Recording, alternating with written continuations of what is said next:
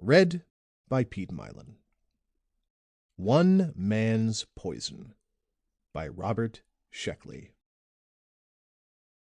Hellman plucked the last radish out of the can with a pair of dividers. He held it up for Casker to admire, then laid it carefully on the workbench beside the razor. "Hell of a meal for two grown men," Casker said, flopping down in one of the ship's padded crash chairs. "If you'd like to give up your share," Hellman started to suggest. Casker shook his head quickly. Hellman smiled, picked up the razor, and examined its edge critically. "Don't make a production out of it," Casker said, glancing at the ship's instruments. They were approaching a red dwarf, the only planet-bearing sun in the vicinity. "We want to be through with supper before we get much closer." Hellman made a practice incision in the radish, squinting along the top of the razor. Casker bent closer, his mouth open. Hellman poised the razor delicately and cut the radish cleanly in half. "Will you say grace?" Hellman asked. Casker growled something and popped a half in his mouth. Hellman chewed more slowly. The sharp taste seemed to explode along his disused taste buds. "Not much bulk value," Hellman said. Casker didn't answer. He was busily studying the red dwarf. As he swallowed the last of his radish, Hellman stifled a sigh. Their last meal had been 3 days ago, if 2 biscuits and a cup of water could be considered a meal.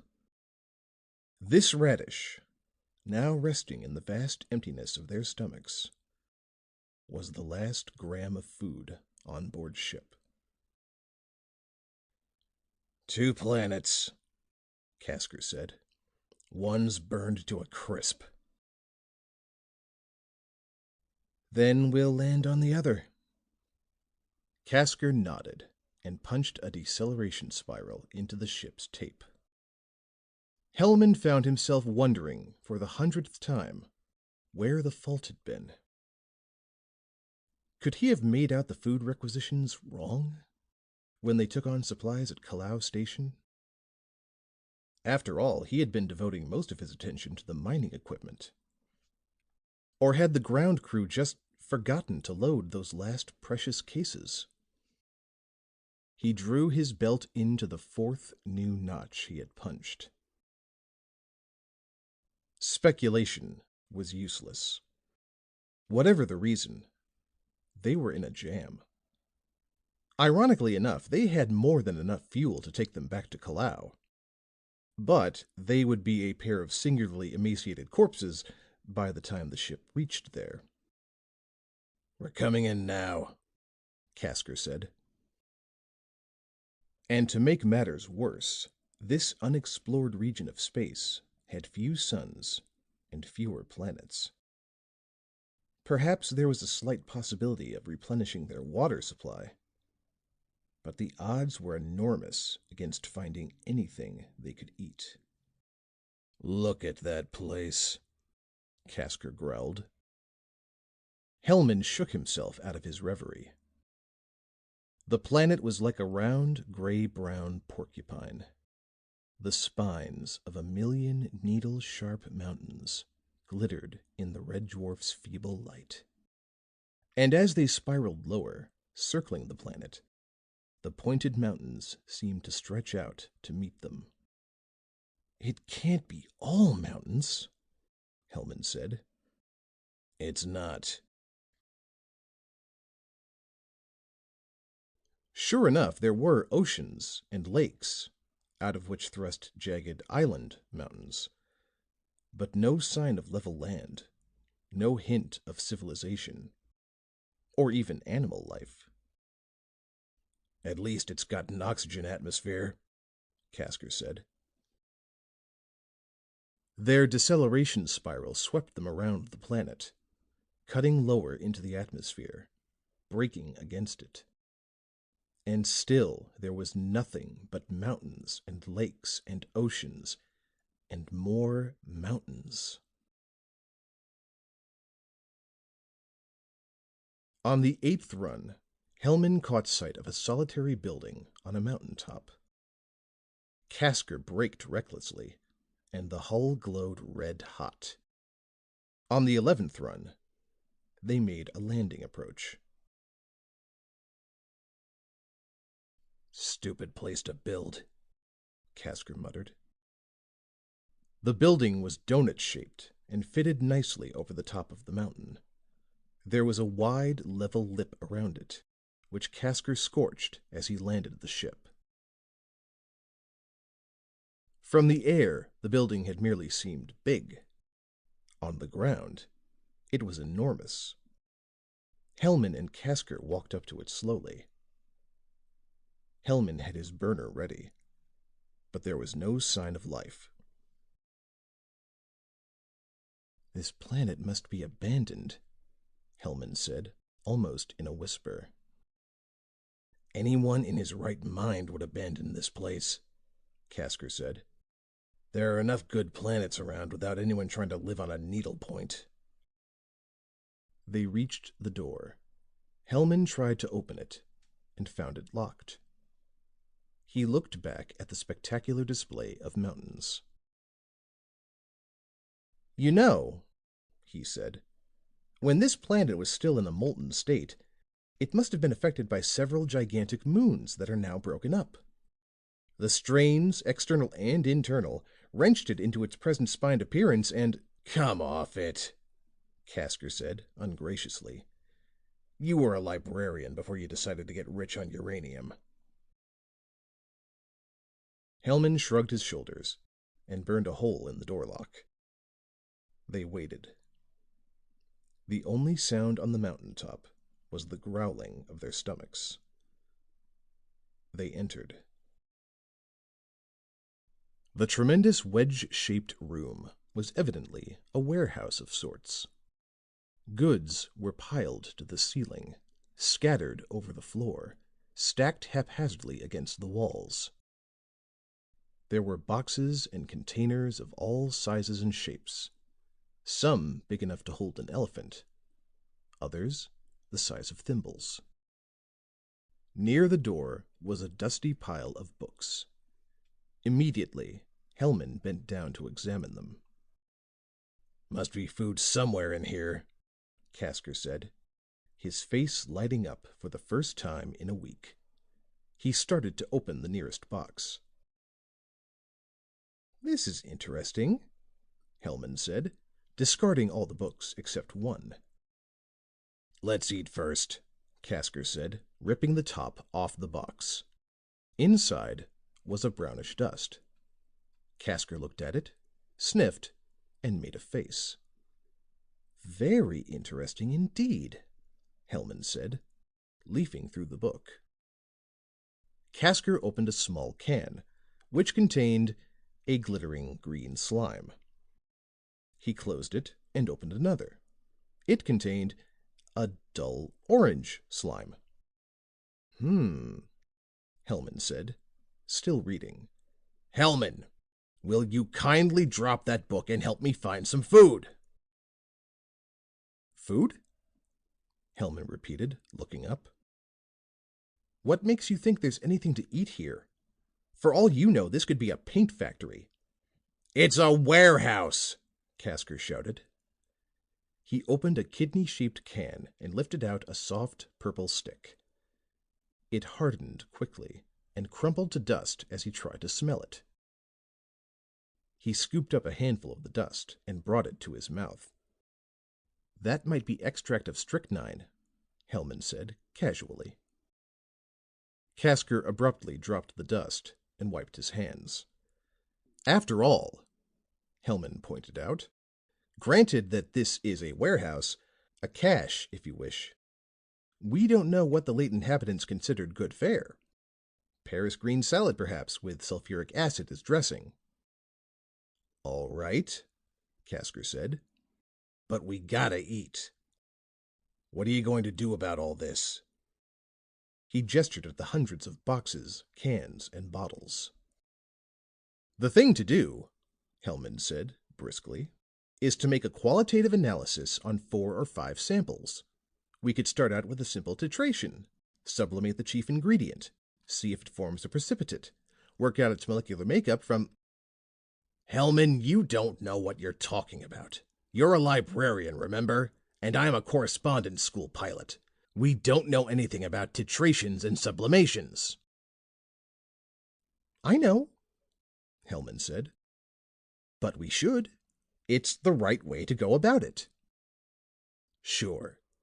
In the meantime, though, just until a chemist drops in, what'll we do?"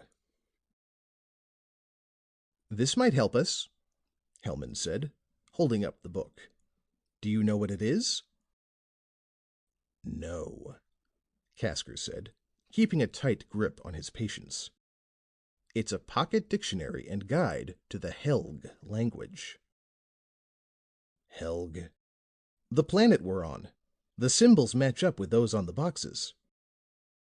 Casker raised an eyebrow. "Never heard of Helg." "I don't believe the planet has ever had any contact with Earth," Hellman said. "This dictionary isn't Helg English. It's Helg Alumbrigian." Casker remembered that Alumbrigia was the home planet of a small, adventurous reptilian race out near the center of the galaxy. "How come you can read Alumbrigian?" Casker asked. "Oh, being a librarian isn't a completely useless profession," Hellman said modestly. "In my spare time—" "Yeah. Now how about—" "Do you know," Hellman said, "the Alumbrigians probably helped the Helgans leave their planet and find another. They sell services like that. In which case this building very likely is a food cache."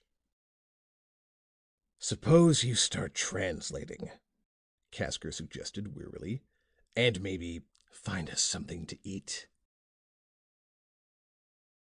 They opened boxes until they found a likely looking substance. Laboriously, Hellman translated the symbols on it. "Got it," he said. "It reads, 'Use Sniffners, the better abrasive.'" "Doesn't sound edible," Casker said. "I'm afraid not." They found another, which read, "Vigroom! Fill all your stomachs, and fill them right." "What kind of animals do you suppose these Helgans were?" Casker asked.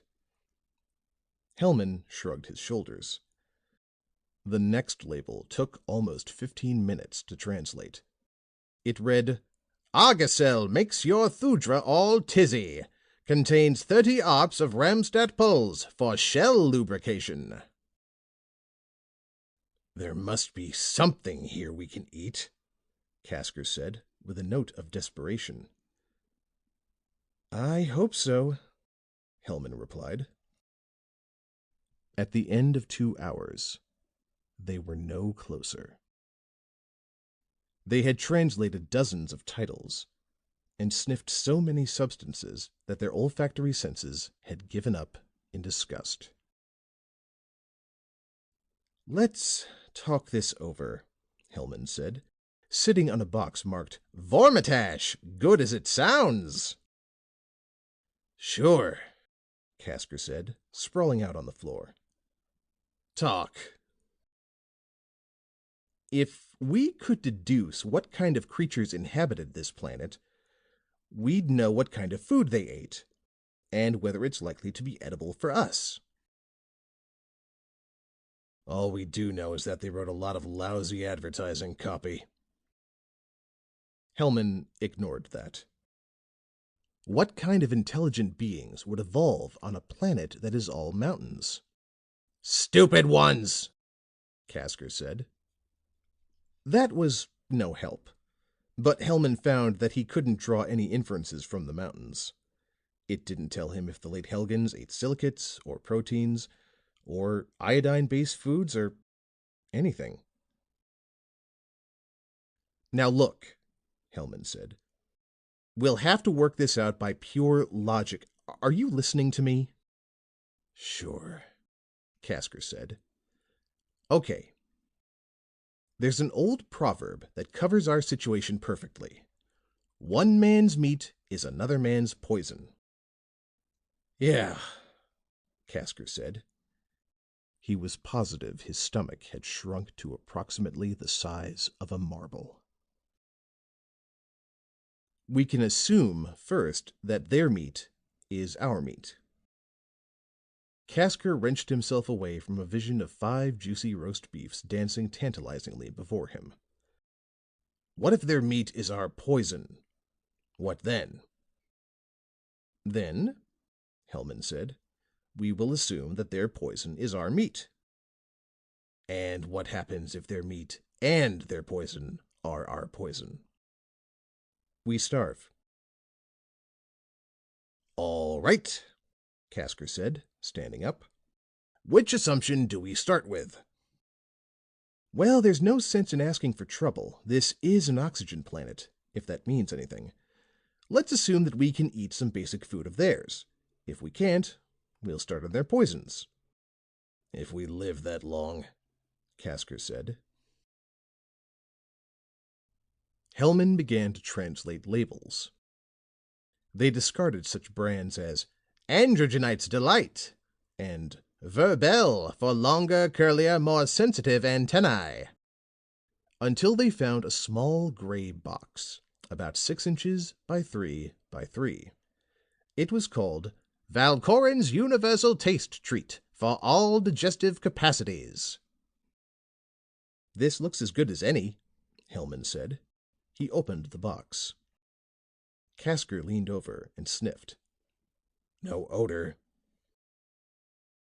Within the box, they found a rectangular, rubbery red block. It quivered slightly, like jelly. "Bite into it," Casker said. "Me?" Hellman asked. "Why not you?" "You picked it." "I prefer just looking at it," Hellman said, with dignity. "I'm not too hungry." "I'm not either," Casker said. They sat on the floor and stared at the jelly-like block. After 10 minutes, Hellman yawned, leaned back, and closed his eyes. "All right, coward," Casker said, bitterly. "I'll try it. Just remember, though, if I'm poisoned, you'll never get off this planet. You don't know how to pilot." "Just take a little bite, then," Hellman advised. Casker leaned over and stared at the block. Then he prodded it with his thumb. The rubbery red block giggled. "Did you hear that?" Casker yelped, leaping back. "I didn't hear anything," Hellman said, his hands shaking. "Go ahead." Casker prodded the block again. It giggled louder, this time with a disgusting little simper. "Okay," Casker said. "What do we try next?" "Next? What's wrong with this?" "I don't eat anything that giggles," Casker stated firmly. "Now listen to me," Hellman said. "The creatures who manufactured this might have been trying to create an aesthetic sound as well as a pleasant shape and color. That giggle is probably only for the amusement of the eater." "Then bite into it yourself," Casker offered. Hellman glared at him, but made no move toward the rubbery block. Finally he said, "Let's move it out of the way." They pushed the block over to a corner. It lay there, giggling softly to itself. "Now what?" Casker said. Hellman looked around at the jumbled stacks of incomprehensible alien goods. He noticed a door on either side of the room. "Let's have a look in the other sections," he suggested. Casker shrugged his shoulders apathetically. Slowly they trudged to the door in the left wall. It was locked, and Hellman burned it open with the ship's burner. It was a wedge-shaped room, piled with incomprehensible alien goods. The hike back across the room seemed like miles, but they made it only slightly out of wind. Hellman blew out the lock, and they looked in. It was a wedge-shaped room piled with incomprehensible alien goods. "All the same," Casker said sadly, and closed the door. "Evidently there's a series of these rooms going completely around the building," Hellman said. "I wonder if we should explore them." Casker calculated the distance around the building, compared it with his remaining strength, and sat down heavily on a long gray object. "Why bother?" he asked. Hellman tried to collect his thoughts. Certainly he should be able to find a key of some sort, a clue that would tell them what they could eat. But where was it? He examined the object Casker was sitting on. It was about the size and shape of a large coffin, with a shallow depression on top. It was made of a hard, corrugated substance. "What do you suppose this is?" Hellman asked. "Does it matter?" Hellman glanced at the symbol painted on the side of the object, then looked them up in his dictionary. "Fascinating," he murmured after a while. "Is it something to eat?" Casker asked, with a faint glimmering of hope. "No, you are sitting on something called the Morog Custom Super Transport for the Discriminating Helgen who desires the best in vertical transportation. It's a vehicle." "Oh," Casker said dully. "This is important. Look at it. How does it work?" Casker wearily climbed off the Morog Custom Supertransport and looked it over carefully. He traced 4 almost invisible separations on its 4 corners. "Retractable wheels, probably, but I don't see—" Hellman read on. "It says to give it 3 amphus of high-gain Intigor fuel, then a van of Tonder lubrication, and not to run it over 3,000 rulls for the first 50 mungus." "Let's find something to eat," Casker said. "Don't you see how important this is?" Hellman asked. "This could solve our problem. If we could deduce the alien logic inherent in constructing this vehicle, we might know the Helgen thought pattern. This, in turn, would give us an insight into their nervous systems, which would imply their biochemical makeup." Casker stood still, trying to decide whether he had enough strength left to strangle Hellman. "For example," Hellman said, "what kind of vehicle would be used in a place like this? Not one with wheels, since everything is up and down. Anti-gravity? Perhaps, but what kind of anti-gravity? And why did the inhabitants devise a box-like form instead?" Casker decided, sadly, that he didn't have enough strength to strangle Hellman, no matter how pleasant it might be. Very quietly, he said, "Kindly stop making like a scientist. Let's see if there isn't something we can gulp down." "All right," Hellman said sulkily. Casker watched his partner wander off among the cans, bottles, and cases. He wondered vaguely where Hellman got the energy, and decided that he was just too cerebral to know when he was starving.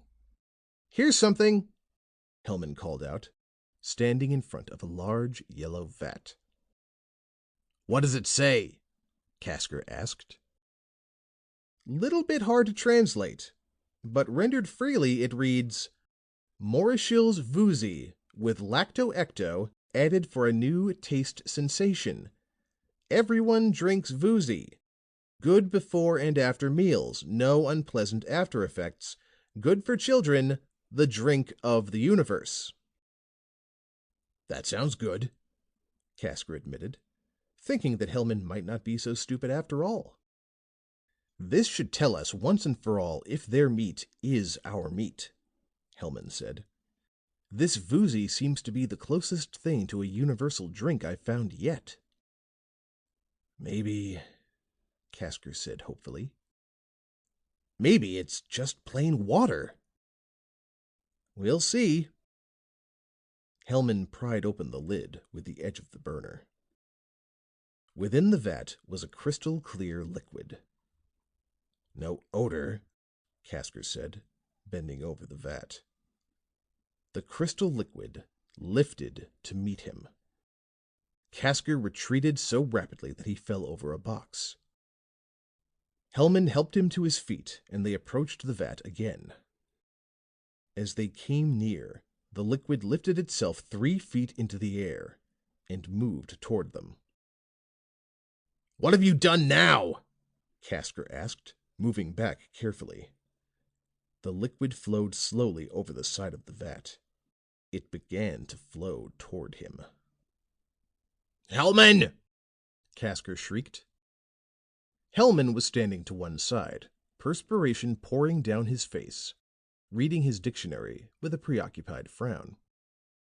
"Guess I bumbled the translation," he said. "Do something!" Casker shouted. The liquid was trying to back him into a corner. "Nothing I can do," Hellman said, reading on. "Ah, here's the error. It doesn't say everyone drinks Voozy. Wrong subject. Voozy drinks everyone. That tells us something. The Helgans must have soaked liquid in through their pores. Naturally, they would prefer to be drunk instead of to drink." Casker tried to dodge around the liquid, but it cut him off with a merry gurgle. Desperately, he picked up a small bale and threw it at the Voozy. The Voozy caught the bale and drank it. Then it discarded that and turned back to Casker. Hellman tossed another box. The Voozy drank this one and a third and fourth that Casker threw in. Then, apparently exhausted, it flowed back into its vat.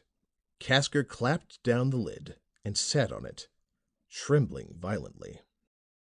"Not so good," Hellman said. "We've been taking it for granted that the Helgans had eating habits like us.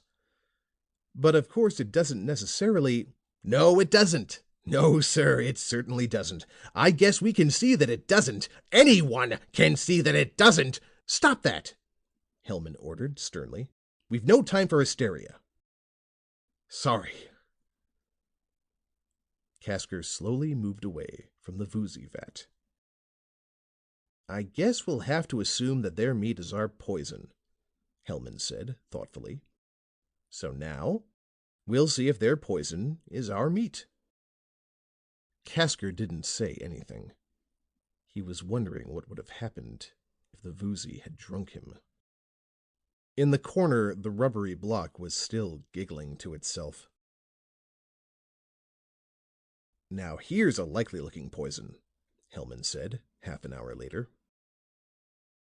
Casker had recovered completely, except for an occasional twitch of the lips. "What does it say?" he asked. Hellman rolled a tiny tube in the palm of his hand. "It's called Pvastkin's Plugger. The label reads, 'Warning, highly dangerous. Pvastkin's Plugger is designed to fill holes or cracks of not more than 2 cubic vims. However, the plugger is not to be eaten under any circumstances. The active ingredient, rhamnitol, which makes Pvaskin so excellent a plugger, renders it highly dangerous when taken internally.'" "Sounds great," Casker said. "It'll probably blow us sky high." "Do you have any other suggestions?" Hellman asked. Casker thought for a moment. The food of Helg was obviously unpalatable for humans. So perhaps was their poison. But wasn't starvation better than this sort of thing? After a moment's communion with his stomach, he decided that starvation was not better. "Go ahead," he said. Hellman slipped the burner under his arm and unscrewed the top of the little bottle. He shook it. Nothing happened. "It's got a seal," Casker pointed out. Hellman punctured the seal with his fingernail and set the bottle on the floor. An evil-smelling green froth began to bubble out. Hellman looked dubiously at the froth. It was congealing into a glob and spreading over the floor. "Yeast, perhaps?" he said, gripping the burner tightly. Come, come. Faint heart never filled empty stomach." "I'm not holding you back," Hellman said. The glob swelled to the size of a man's head. "How long is that supposed to go on?" Casker asked. "Well," Hellman said, "it's advertised as a plugger. I suppose that's what it does. Expands to plug up holes." "Sure. But how much?" "Unfortunately, I don't know how much 2 cubic vims are. But it can't go on much." Belatedly, they noticed that the plugger had filled almost a quarter of the room, and was showing no signs of stopping. "We should have believed the label," Casker yelled to him across the spreading glob. "It is dangerous." As the plugger produced more surface, it began to accelerate in its growth. A sticky edge touched Hellman, and he jumped back. "Watch out!" He couldn't reach Casker on the other side of the gigantic sphere of blob. Hellman tried to run around, but the plugger had spread, cutting the room in half. It began to swell toward the walls. "Run for it!" Hellman yelled and rushed to the door behind him. He flung it open just as the expanding glob reached him. On the other side of the room, he heard a door slam shut. Hellman didn't wait any longer. He sprinted through and slammed the door behind him. He stood for a moment, panting, the burner in his hand. He hadn't realized how weak he was. That sprint had cut his reserves of energy dangerously close to the collapsing point. At least Casker had made it too, though. But he was still in trouble. The plugger poured merrily through the blasted lock into the room. Hellman tried a practice shot on it, but the plugger was evidently impervious, as he realized a good plugger should be. It was showing no signs of fatigue. Hellman hurried to the far wall. The door was locked, as the others had been, so he burned out the lock and went through. How far could the glob expand? How much was 2 cubic vims? 2 cubic miles, perhaps? For all he knew, the plugger was used to repair faults in the crusts of planets. In the next room, Hellman stopped to catch his breath. He remembered that the building was circular. He would burn his way through the remaining doors and join Casker. They would burn their way outside and Casker didn't have a burner. Hellman turned white with shock. Casker had made it into the room on the right because they had burned it open earlier. The plugger was undoubtedly oozing into that room through the shattered lock. And Casker couldn't get out. The plugger was on his left, a locked door on his right. Rallying his remaining strength, Hellman began to run. Boxes seemed to get in his way purposefully, tripping him, slowing him down. He blasted the next door and hurried on to the next, and the next, and the next. The plugger couldn't expand completely into Casker's room. Or could it? The wedge-shaped rooms, each a segment of a circle, seemed to stretch before him forever. A jumbled montage of locked doors, alien goods, more doors, more goods. Hellman fell over a crate, got to his feet, and fell again. He had reached the limit of his strength and passed it. But Casker was his friend. Besides, without a pilot, he'd never get off the place. Hellman struggled through 2 more rooms on trembling legs, and then collapsed in front of a third. "Is that you, Hellman?" he heard Casker ask, on the other side of the door. "You all right?" Hellman managed to gasp. Haven't much room in here, Casker said, but the plugger stopped growing. Hellman, get me out of here.